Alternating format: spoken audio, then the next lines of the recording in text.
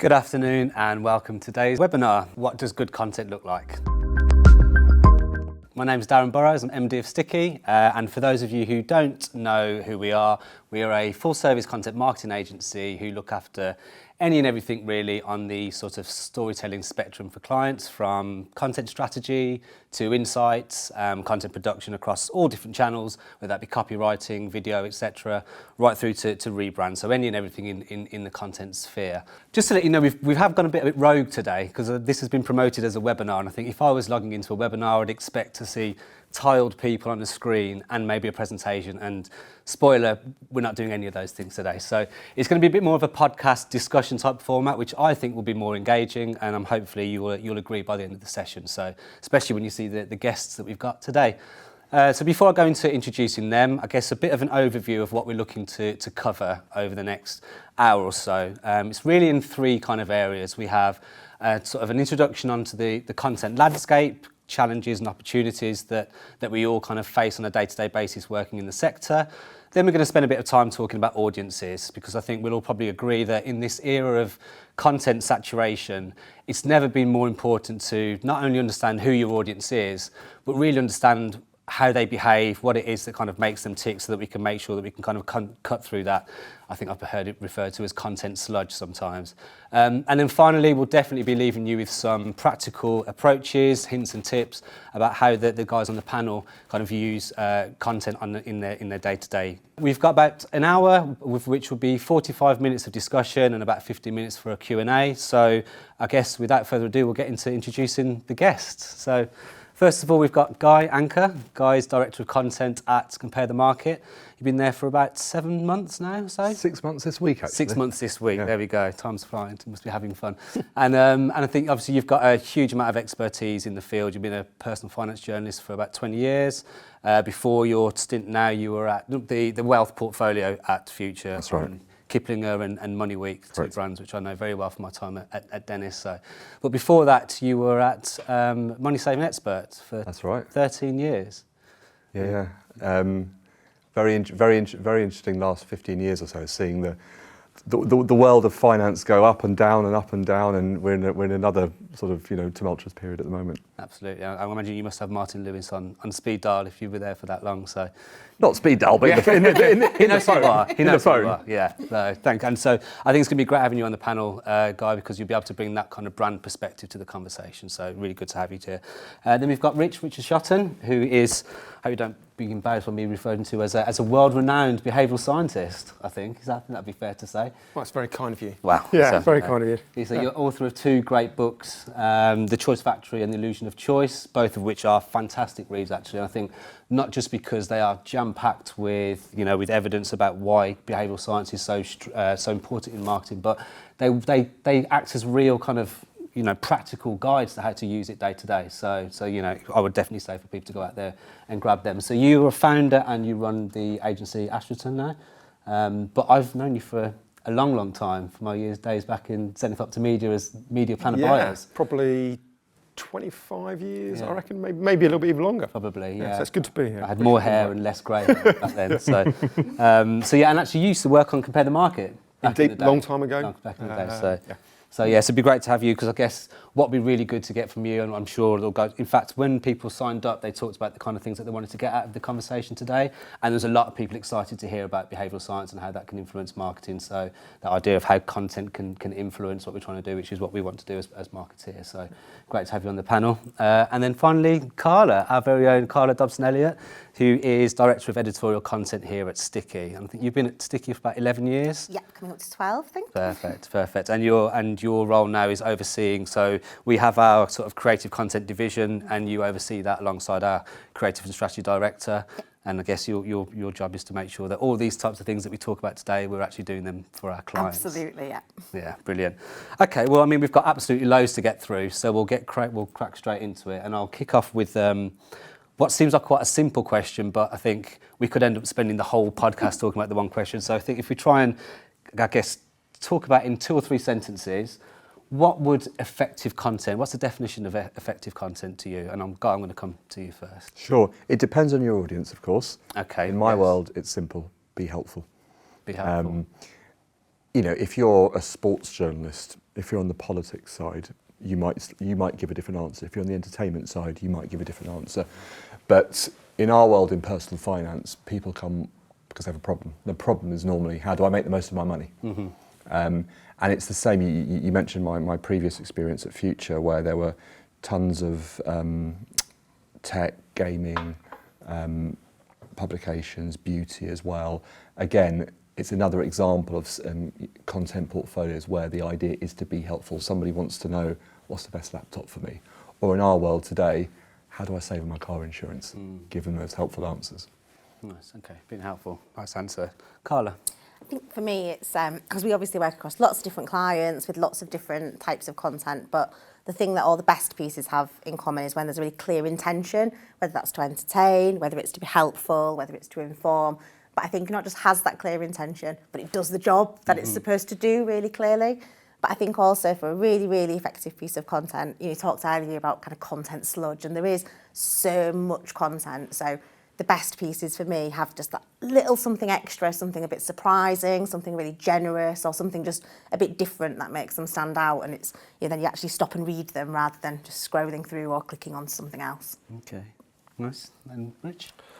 I'd say effective content is content that achieves what it sets out to.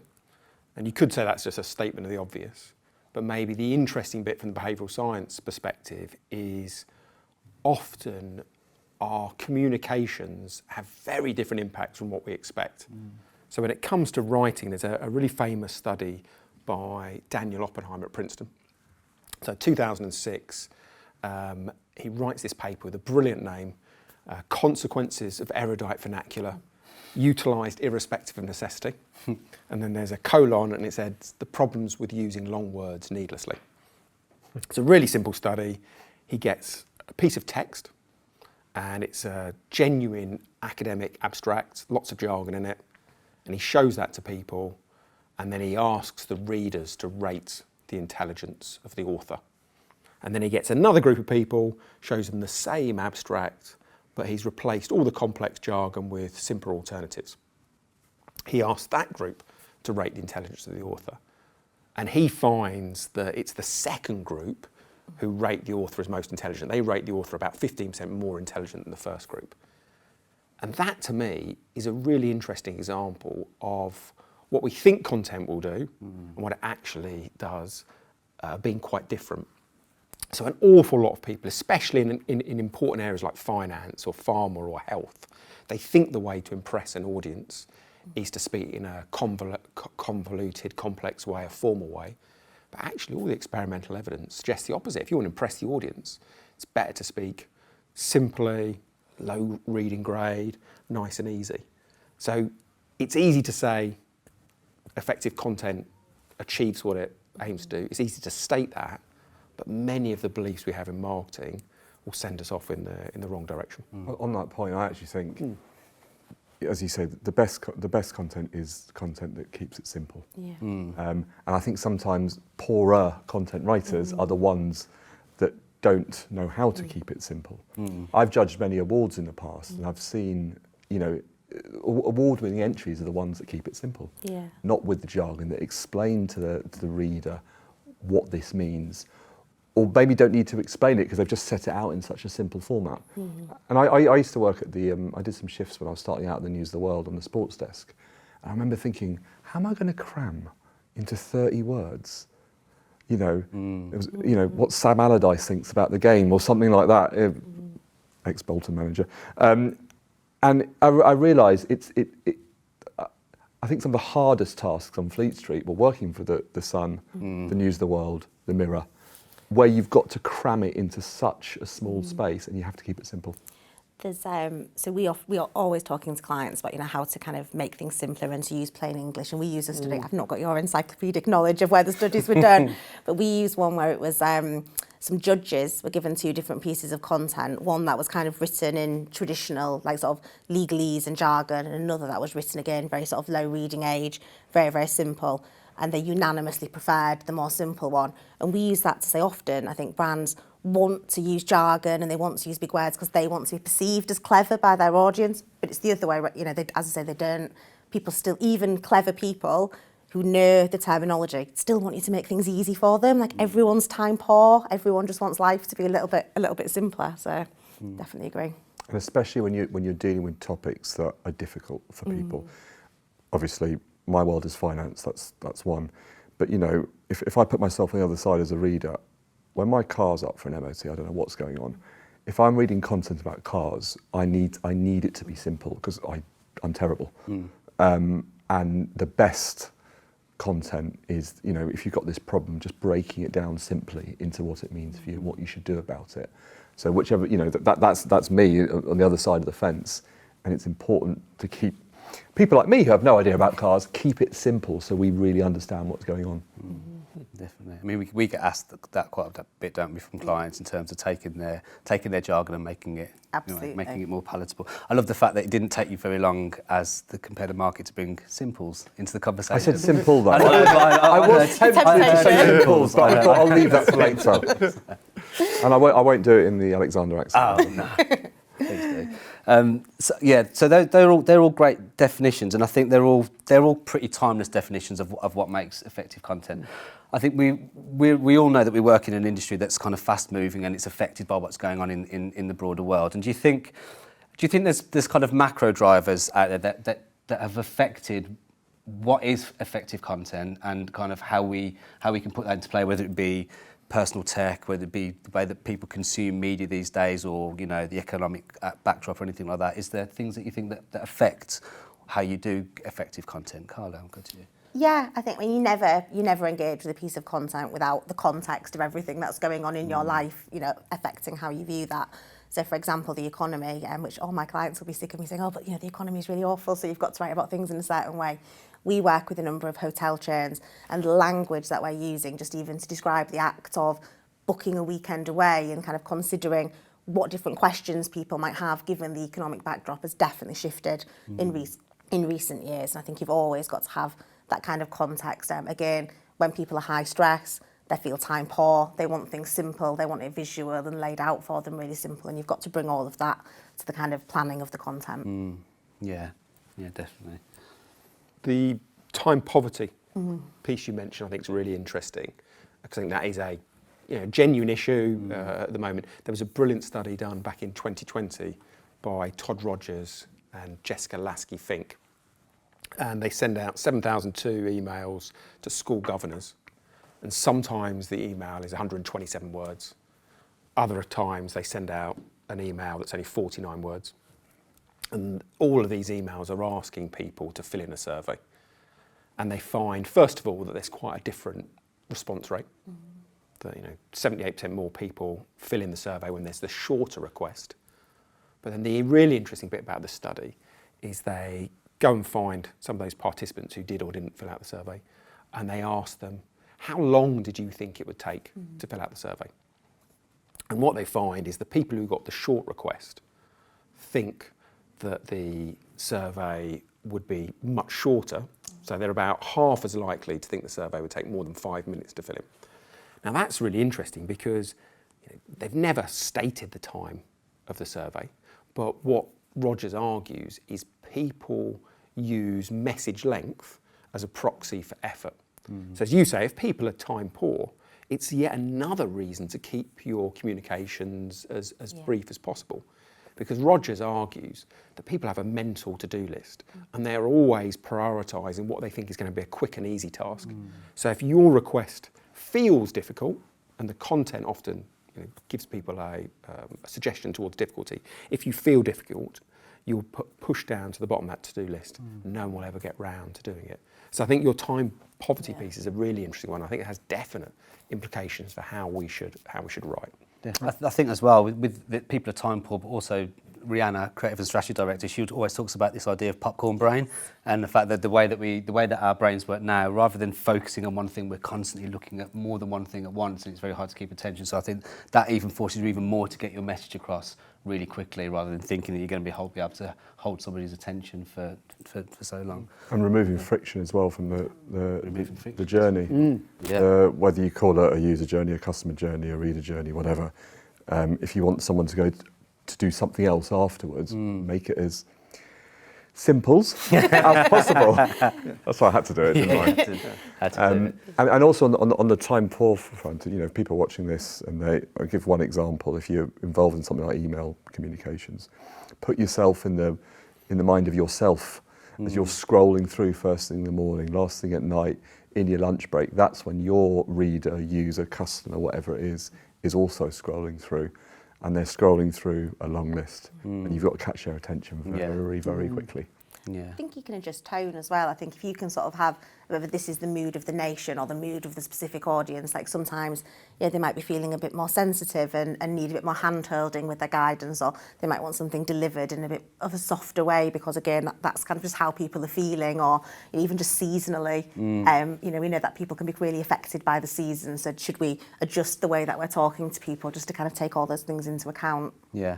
No, that makes sense. I'm really surprised that there's two letters that hasn't come out in this part of the conversation yet, and that's AI. And I think that's obviously the biggest thing that's affecting our industry at the moment. How do you? How is that? We all work in content. How is that in different ways? How is that affecting kind of your business? Guy, I'll come to you first, actually, on that. Yeah, I think it's probably the biggest thing, unless you're Forbes advisor this week and worried about Google or something like that. But generally speaking, it's for most content organisations, it's the number one thing. And it's really understanding, I think, how AI can assist yourself as a content creator, and how it can assist your reader, customer, user, however you define them. Because we've probably all done it. We've gone to chat GPT, give us, I need to write a best man speech, or what, write it for me. You could, in theory, not saying everyone should go ahead and do this, but you could, in theory, write me an article. We know Google will be very much on the lookout for that. But it's interesting, how can AI become an assistant for effectively, in the right way, with the right oversight? But then we saw the Coca-Cola ad, didn't we, the other day? And that's an example, that's content. It's not content I know, but it's content. Yeah. And it was remarkably decent. Yeah, I had no idea which way you were going to go then. But yes, It was I good. think it was good. I've got a we were mate. talking about it only yesterday, weren't we? I've got a mate who works at Coke, so I need to be slightly. You might be watching. But AI is, how can it help the author, and how can it help your end customer, user, reader, whatever it is, viewer? And that's the two sides of it. Yeah. I think the Coke ad is fascinating because there's two bits there. Firstly, it was made by AI, but the second thing is they were very open about that. Yeah. And we talked earlier about the strong finding about make it easy. But there's an interesting nuance of behavioural science that consumers want things to be easy for themselves, but they don't want things to have been easy for brands. And there's a set of experiments that goes back to early 2000s by Morales into this idea called the illusion of effort. So she shows that if you give someone a service and you tell them lots of effort's gone into it, they will appreciate it more than people who see exactly the same service but they're told little effort went into it. Last year, a Dutch psychologist called Kobe Millet at VU University, he wondered if that applied to AI. So he shows people a picture of a skull poster, and sometimes says it was generated by AI, sometimes it doesn't talk about the authorship. And what he finds is when people rate it on a 7-point scale, they rate it 26% better if they thought it was human generated rather than AI. And he relates this back to the illusion of effort. We assume AI means low effort, and we have a rule of thumb in our head that low effort equals low quality. So I think maybe there's a mistake there from Coke about being so open about it being AI. People probably would have reacted more positively if they just put the ad out, but by either letting people easily guess or promoting the fact it was AI, they've actually undermined the content they've created. But the fact we're talking about it now probably is, it's the first thing we all thought of, maybe Jaguar for other reasons, but in terms of ads at the moment. But I wonder if it's a learning though for other people. Maybe Coke, because it's at the vanguard, they get that publicity. I think most examples where someone finds out it's an AI-generated logo or AI-generated copy, they'll get the downside of thinking it was quick and therefore low quality. but not the chatter, potentially. I think there's a real opportunity for brands. Like, building on that point, we'll often talk to brands about how can you build like authority nudges into your content so you can kind of build that trust and position yourself as an expert. And I think there's an opportunity for brands now who are using that human effort to showcase real like local knowledge, if you're a travel company, or kind of financial expertise, to sort of put the face behind it and say, this is this person, this is, you know, this person has X number of years experience in this, and these are the places, or they've lived in this area their whole life, and these are the places that they'd go if they were staying in this area for a holiday, and emphasising that. I mean, we're experimenting at Sticky about how we can use AI to sort of access things that we couldn't do ourselves. So can we trawl TripAdvisor reviews for our clients, or Trustpilot reviews for our clients, and identify pain points? And that's where I think it really comes into your point about how does it help the author to make a better piece of content. But I think there's real opportunity to kind of emphasise where you are bringing that authority to a topic as a human. Yeah. And if you can't honestly emphasise the human part, you could instead emphasise, you want to pronounce on it being AI, maybe rather than drawing attention to the speed of content creation, you talk about the amount of effort that went into creating the processes and prototypes of the AI offering. Yeah. That would be more like the Dyson strategy. They always talk about the thousands of prototypes they went through to create the vacuum. It's that drawing attention to the work that's gone in the background, maybe, that could get over this problem of the illusion of effort. Yeah, I love that. That's great. Well, like human elements, so I think, right, as AI is today, who knows what it'll be like in 10, 15, 20 years, but as it is today, the human involvement in content is fundamental. Absolutely. Fundamental. Yeah. As said by the content marketers. Yes, Yeah. you're definitely right. I think we've definitely moved past this idea that when it first sort of really reared its head, everyone was like, "Oh my God, AI is going to come and take our jobs." And I think we've probably moved past that. But one of the things that did come up in what people wanted to hear about today was the idea of the effect on SEO. Because obviously now we've got Google AI when someone searches for something, and we've all learnt the rules of kind of how to get people to your content by making sure you're fitting the Google algorithm, etc. But now are people actually even getting to your content because they might get what they need from the Google AI, or they might even not even be searching through Google, they might be using ChatGPT. So do you think that from that perspective AI could be in essence undermining everything we've ever learnt about SEO? I hope not. I don't know. I think from my point of view, I think what you get in the AI overview is quite light touch. So I can definitely see where if people want a snapshot, a very quick answer to a question, they absolutely might not click through to your website. But then the chances are if they were just looking for that one quick answer, they were just going to be a bounce off your website, bounce back to Google, bounce back to whatever they were doing anyway. So actually now I think there's actually an opportunity that the people who do make it through to websites are in for a more engaged, deeper journey, that they want more information. And actually then you can cater your content to that audience rather than trying to satisfy your quick answers and your people who want that little bit extra information and help. Yeah. I saw something quite funny on LinkedIn on the weekend. People were saying in the future might there be a job title called Chow, which is Chief AI Officer. 100%. And have I got that right in Italian, actually? I don't know. He's nodding, said yes. And it's true. In 10 years, will we say SEO? Will we say something else? I don't know. But we're in this period now where we're all thinking, gosh, what's going to happen? How can we make the most of it ourselves? But we're also probably thinking, gosh, I wonder what it's going to look like in 10, 15 years. In the same way that, 10, 15 years ago, people using wired phones thought the same about the mobile phone revolution. I probably got my timelines wrong there, maybe 20, 25 years ago, but you know what I mean.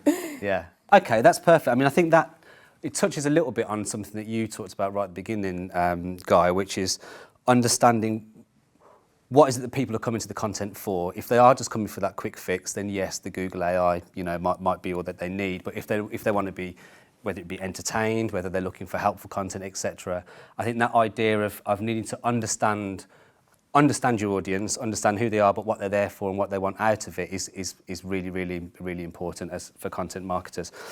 So I suppose in this day and age, how do we go about understanding our audiences even more than we ever used to. You know, in the broadcast age where, you know, there were only 4 channels on TV or whatever, you say what you wanted and then people generally had to listen because they didn't have a huge amount of choice. Now there's so much choice, we need to understand our audiences a bit better. How do you go about understanding audience more deeply before? And Carla, I'm going to come to you first and tee you up nicely for how we do it at Sticky. Yeah, so at Sticky, anyone in the audience who's heard us talk about audiences will have heard us kind of say, you know, demographics are just there's kind of traditional ways of going, like, you're a millennial, so you think this way, or, you know, it's very, very outdated, and people just don't live their lives in that way anymore. People get married at different ages, have children, you know, anywhere in a kind of 30, 40 year age span. So it doesn't really work as well.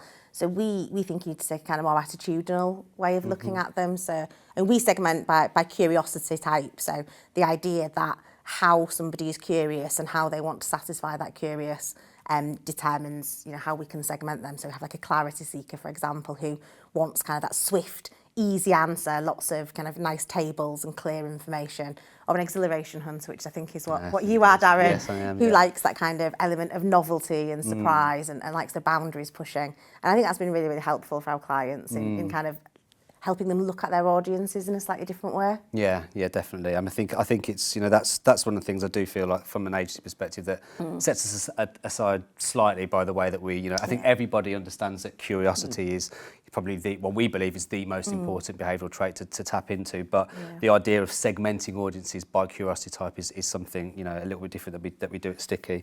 Guy, from your perspective, how do you think about that? Because obviously with Compare the Market, you're a brand that talks to everybody. So how do you think about kind of that segmentation piece? Yeah, and I think I'll answer this sort of clearly with a bias towards online. Naturally, that's my world, and a bias towards the sort of content that I've been involved in. But I think there's 2 things to think about. One is understanding what your users, customers, readers are doing online. Where are they clicking? Heat maps, conversion journeys, obviously overall number of sessions, how they're coming in. You obviously build a picture that way. And listening to them, whether that's through quantitative research, who are they? Then you can start cutting it what's ever suitable for your business. Yeah. You know, age, gender, you know, socioeconomics, curiosity. It just depends what's important to you. How much, what I'm often interested in my world is how much the reader knows about what we're talking about. So then do we then have to create content that suits both the person that needs education, wants education, is very, very curious, that's all potentially in the same bucket, and the person, I know everything there is to know about savings accounts, I just quickly want to know what the best, or how do I go about and work out what the best deal is for me? And there's 2 different types of personas. Clearly you start dissecting, you've got multiple personas within each one. But that just comes from, I don't know if listening is the right word, but just knowing who your audience is, either through surveys, research, etc. That's one bucket, and understanding their behaviour when they're on your site. Of course, as I said, that's a very online biased answer. You probably people watching who in magazines, etc. The answer might be slightly different for them. Okay. What about from a behavioural science perspective? One of my favourite quotes in around market research is, consumers don't think what they feel, they don't say what they think, and they don't do what they say. That's a very old quote from David Ogilvy. And I think that a lot of experiments back that idea up. So a typical one is a Robert Cialdini study from 2008. Works the hotel chain, segments the groups randomly, and some people see a message saying, please reuse your towels, it's good for the environment. And 35% do so. Other rooms see a message saying, please reuse your towels. Most guests who've stayed in this room have done so. And there you get 49% of people reusing their towels. You get this 40% improvement. So what he's shown there is, if you secretly observe what message affects behaviour, it's by far and away more effective to stress what others are doing rather than talking about the environment. So that's his first bit of data.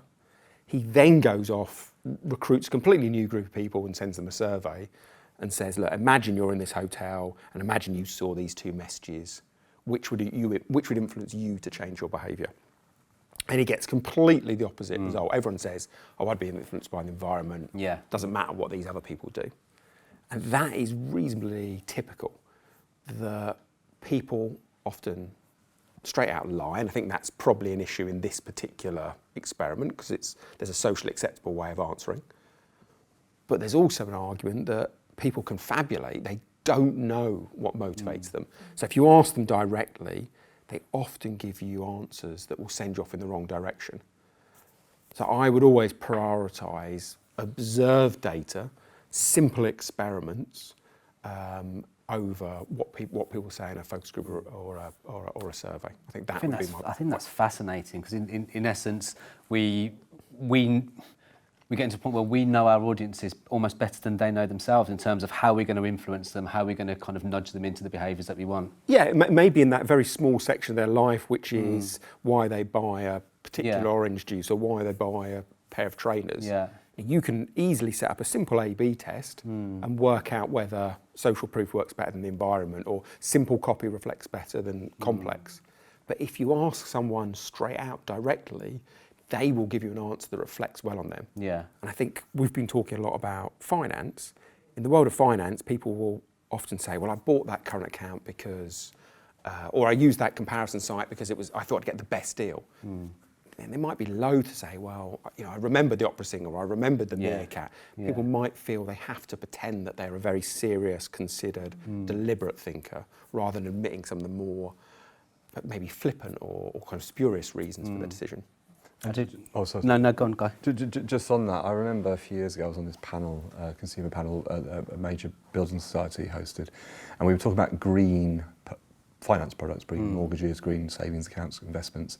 And it was really interesting looking at the data, how people, when asked, would you go green? Yeah, of course I'll go green. Yeah, I want to help the environment. But when it actually came to making a product decision, they often wouldn't. Sometimes because of cost, sometimes because of complexity. So to your point, often people will say one thing, which I get you, but I'm also sort of leading on to a different point as well, which is, and this is relevant to content, the moment you start making things complex and putting barriers in front of them, that's a problem. I remember the government had this thing called the Green Homes Grant, the previous government. You got money towards insulation and stuff like that. Great idea. It was so complicated to do that people didn't do it. That's not content, but it's the same principle behind it. The moment you make something complicated, it goes back to our conversation earlier, the more likely people are to switch off. Completely agree with that. There have been two behavioural economists who've won the Nobel Prize in the last 25 years. So Daniel Kahneman in 2002 and Richard Thaler, I don't know, 2019 or 2017.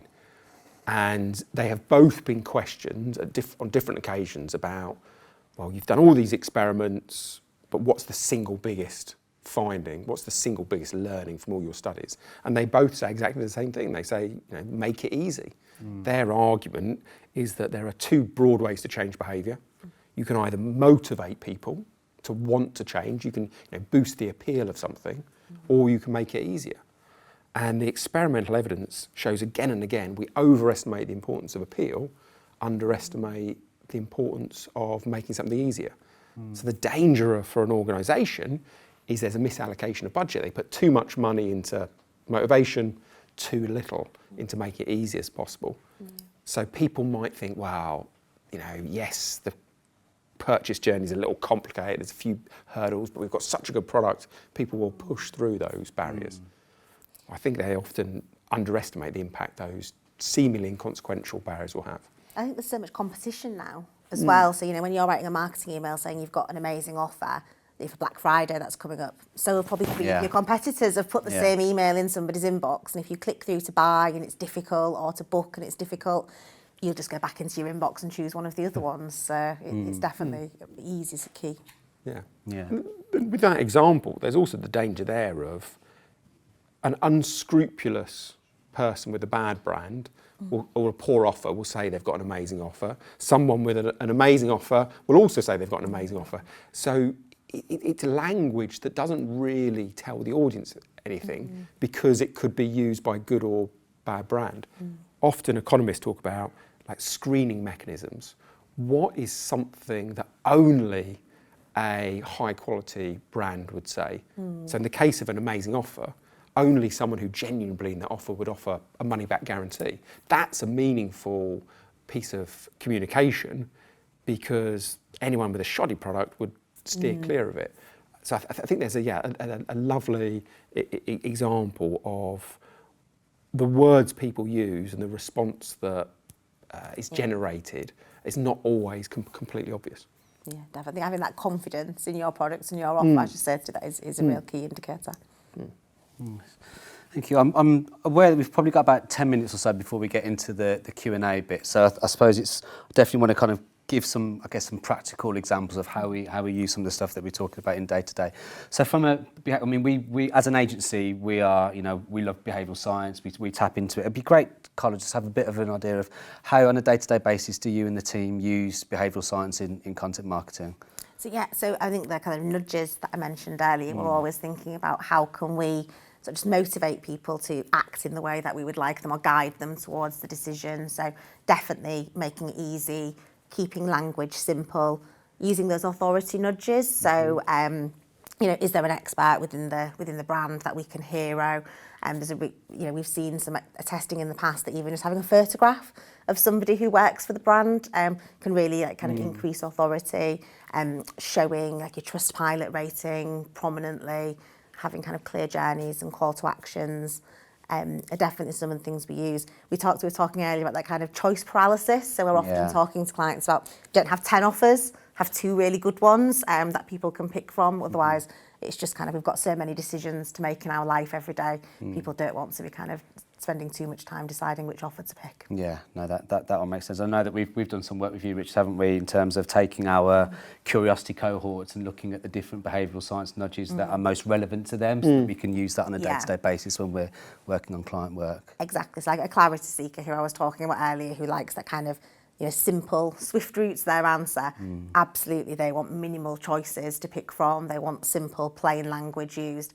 And whereas your novelty explorers and your exhilaration hunters, one of the biases that Richard spoke to us about was this kind of idea of uncertain reward, where where you can have a discount of anything between 0 and 20%, but you're assigned it randomly, is actually more effective than guaranteeing somebody a 25% reward, because it's that element of risk that they like. It's absolutely true. I mean, I think to just give an example, I think some people can't get their head around it, but for me, if you said to me, you can have £10 in your hand, or you can flip a coin and either have 5 or 25, I would go for the second one all day long. And yet some people, that blows their mind. Like, I'm with you. No, sorry, Rich. No, I was going to say, since I spoke to you about that one, I've actually come across an even better study in that area by Nina Mazar, where she creates a vending machine, and sometimes you go up to it and there's some snacks to buy, and you're shown you can either pay 75 cents for the snack, was 75 cents, now 50 cents, or it says it's 75 cents, but you get 1 in 3 times you get it completely free. And she shows that the vast majority of people will go for that uncertain reward. So the original studies that we discussed were slightly abstract and otherworldly, but Mazar has shown in commercial settings these uncertain rewards work very well. Sorry, go. I was just going to say, I think it all goes back to that, which I think every one of us has said about understanding who your audience are and how they behave, because when you know that, you can pick these little tips and tricks and apply them in a really clever way, rather than kind of just, as I say, throwing lots of them out there, and you kind of know you're going to get a good response from them. Sorry, Guy. That's okay. I was going to pick your answer earlier, whether you give that whole menu of things we all need to do. I couldn't have put it better myself.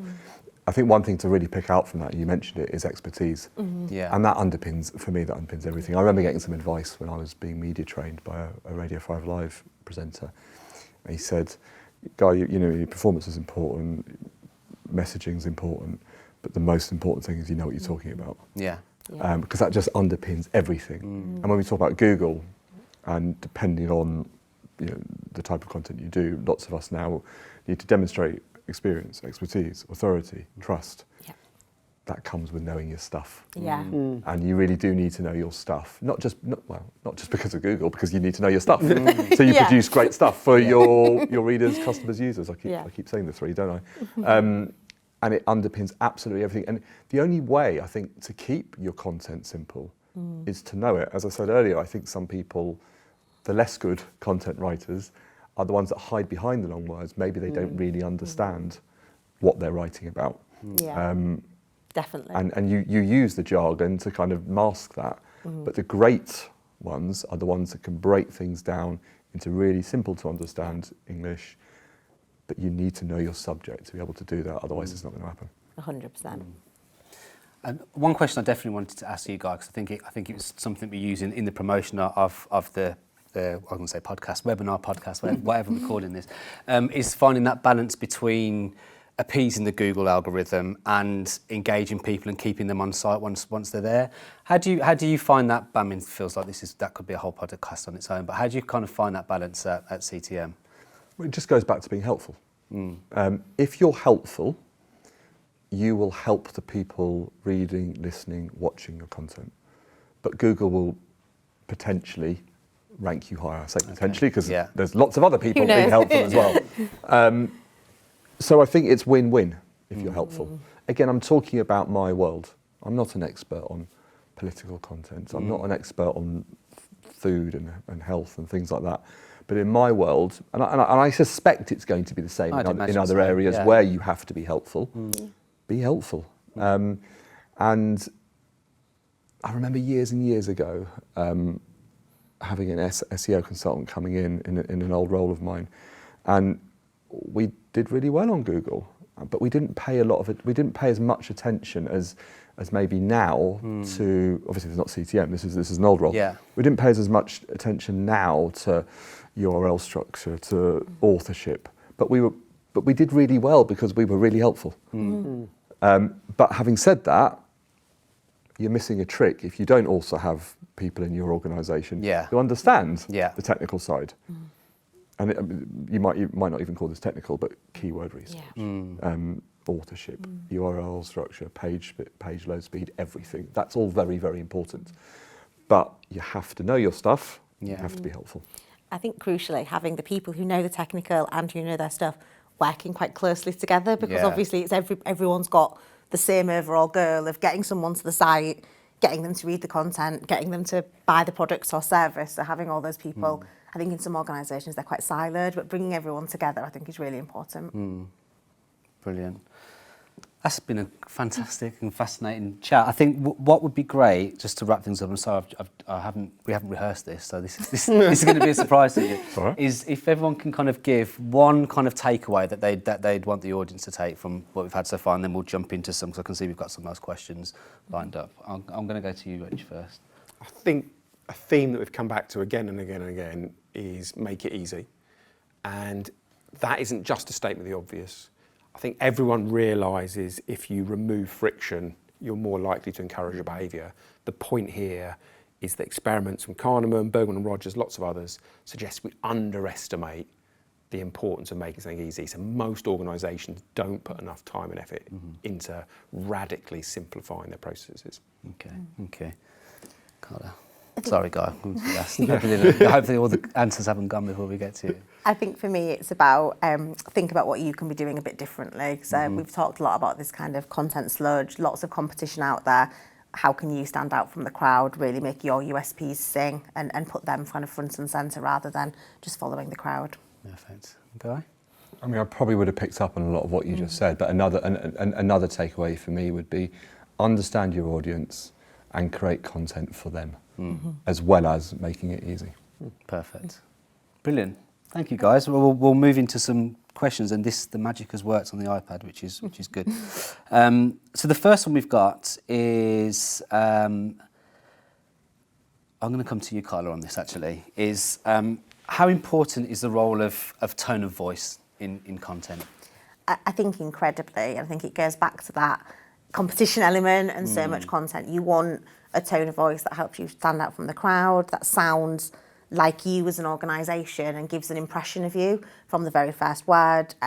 You have lots, nowadays we have lots of touch points with our audience. They might see an ad on social, read on the website, see a poster as they get on the tube, and they all need to sound consistent to kind of build up that memorability and brand love.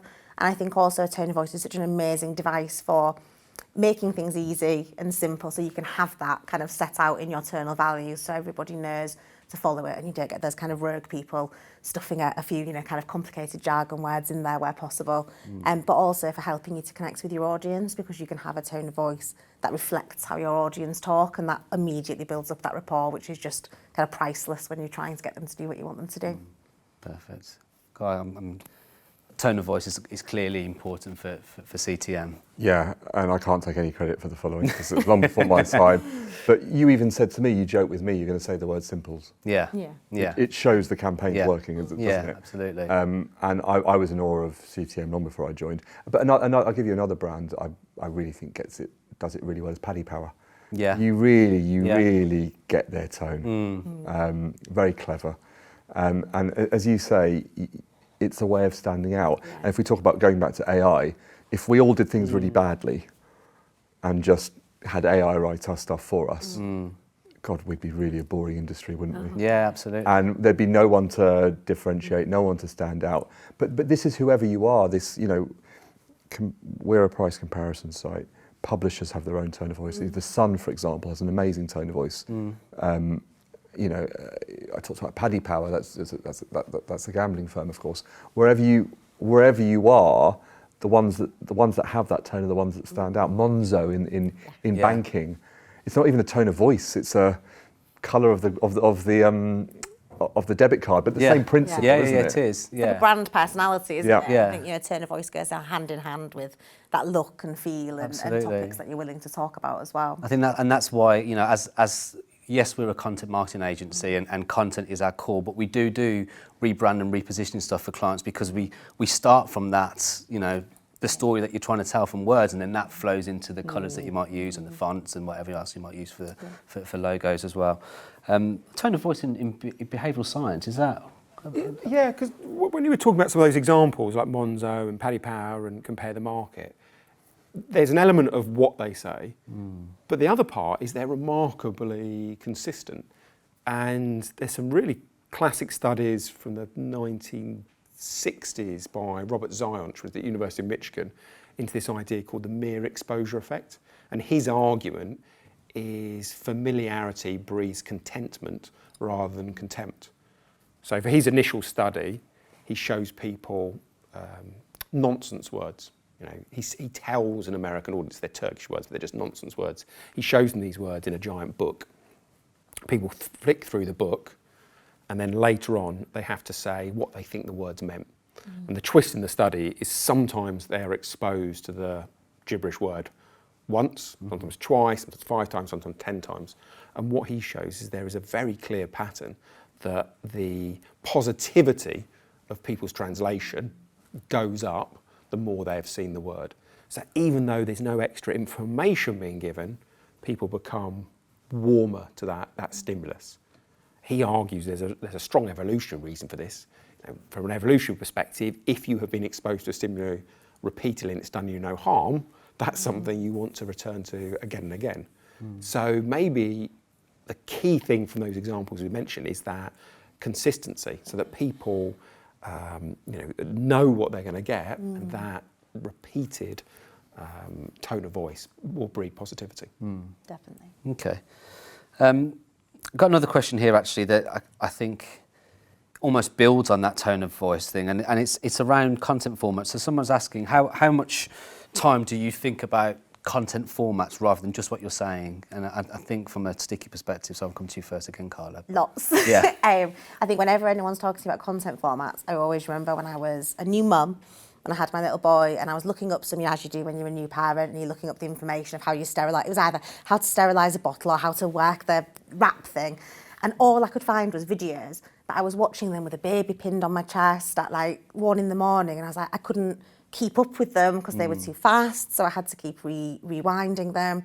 So I just want a written down instruction that I can read at my own time. And I think it goes back to all those things about audience, when is your audience going to be consuming this content? What frame of mind are they going to be in? And then what format is most helpful and most suitable for them? Because otherwise you just get mad, basically, as I remember doing at 1 a.m. Yeah. I guess from a behavioural science perspective as well, it's providing things in a different, through a different vehicle depending on what the needs are. Yeah, absolutely. I mean, they're maybe the most useful experiments from a behavioural science perspective are about what moments are particularly valuable to target people. And the research I've been doing over the last couple of years is often around how people respond much better to advertising commercial content when they're in a positive mood than when they're in a negative mood. So that is an area I think is underrepresented or underutilised by brands. Do you get to play with different formats much with in terms of the content that you produce for Compare the Market? I'm very new, Okay. so I'm still learning some of it. Yeah. But I'll tell you a very highbrow example of where I've had to think about different formats. It was organising a Christmas party a few jobs ago, and I remember we wanted to get the message out how to sign up, and we were thinking to ourselves, everybody consumes it in a different way. So Yeah. we did it in the town hall, we did it on email, we did it made sure all team leaders had it for their meetings. We put it on the back of the toilet. Yeah. It's a slightly tongue-in-cheek example, but it's a real example because knowing that different people consume content in different ways. Yeah. And it's exactly the same for any creator in our world. There's still some people that read Sunday newspapers, of course, but these days people are often consuming content on X, or on Instagram, on TikTok, via Google.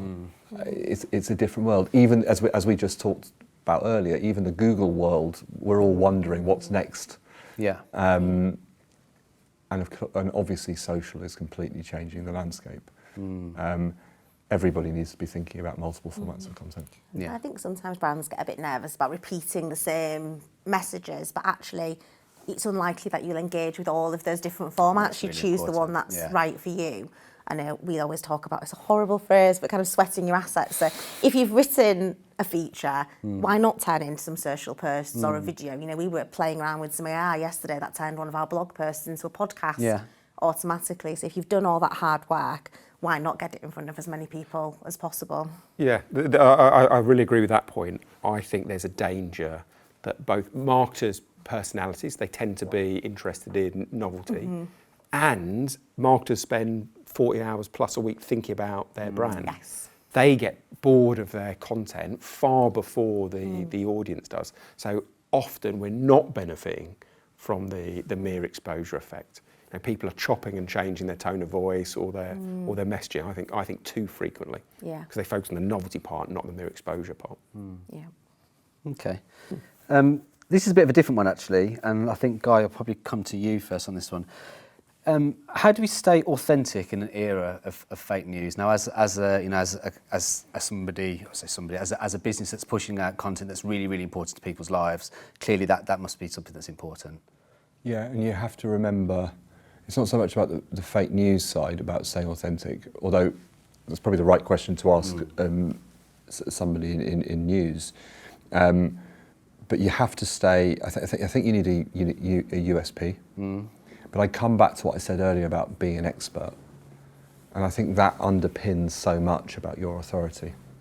And to stand out from the crowd and be different. Because if you've got that expertise, you'll find that nugget that your competition hasn't. Sometimes it's, gosh, if you're thinking about ways to save money, for example, that little tip or trick, because you just know that little bit more than the competition, you're going to stand out and you're going to make a difference to people, and they're going to save money and they're going to love you because of it, and they're going to come back and they're going to tell their friends about it, and all the great things that comes with that. Yeah.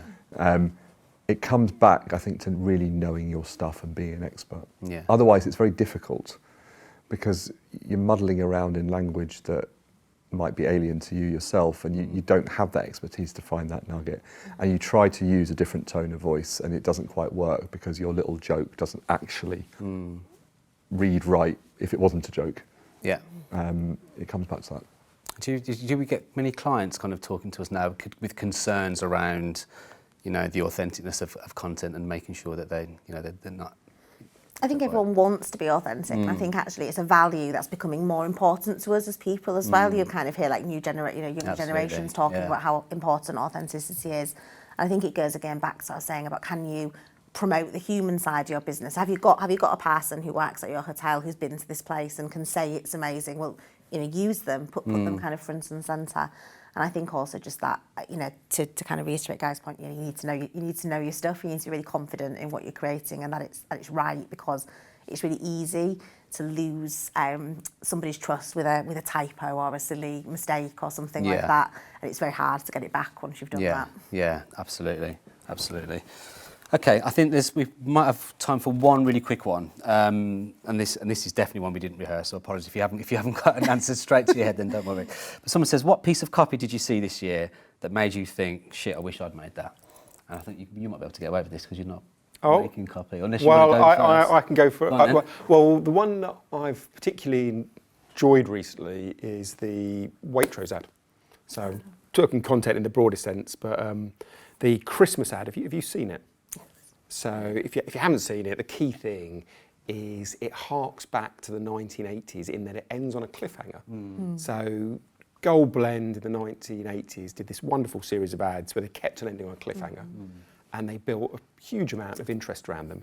And I love that as a tactic because there is an amazing study by Bloomer Zygarnik back from 1927 where she looks at how we remember finished tasks versus unfinished tasks. So she comes up with this idea because she's in a cafe. Waiter comes along, there's a group of 10 of them or so, and he asks them all their orders, doesn't write anything down, and brings everything out perfectly. She then goes away after they've finished their meal, and she realises she's left her scarf or a hat. Goes back to the cafe, spots the waiter and asks if he's seen her scarf. And she's like shocked because the guy doesn't even recognise her. And she thinks to herself, well, how could he have such a good memory when he's delivering the order and then such a bad memory later? And she has this hypothesis that when we've finished something, the brain realises it's no longer useful and doesn't bother hanging on to it. So she tests this in experimental circumstances.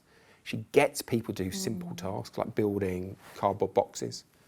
And some people she interrupts halfway through, some people she lets complete.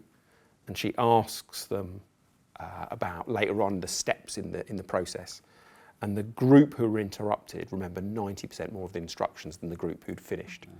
So seeing the Waitrose ad, I absolutely bloody love that because I've kind of thought, well, maybe that tactic worked in the 80s, but we can't use it any longer.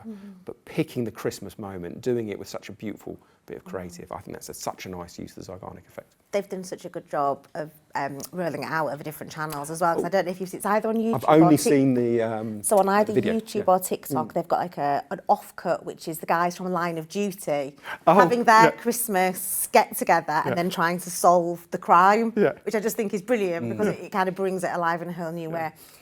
I think my favourite piece of content might have started last year, but it's definitely been going this year, and it's the BA ads, where they've just got the kind of one iconic sort of one line, or where it's, you know... the great on outdoors. Great on outdoor.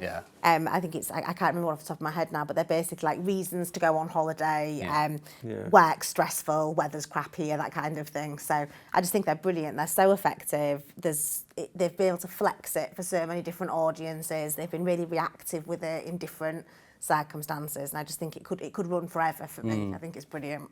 Go on, to wrap up. He's a slightly off the wall example. An old colleague of mine who's a presenter on This Morning, Jordan Cox, he's a money saver type influencer.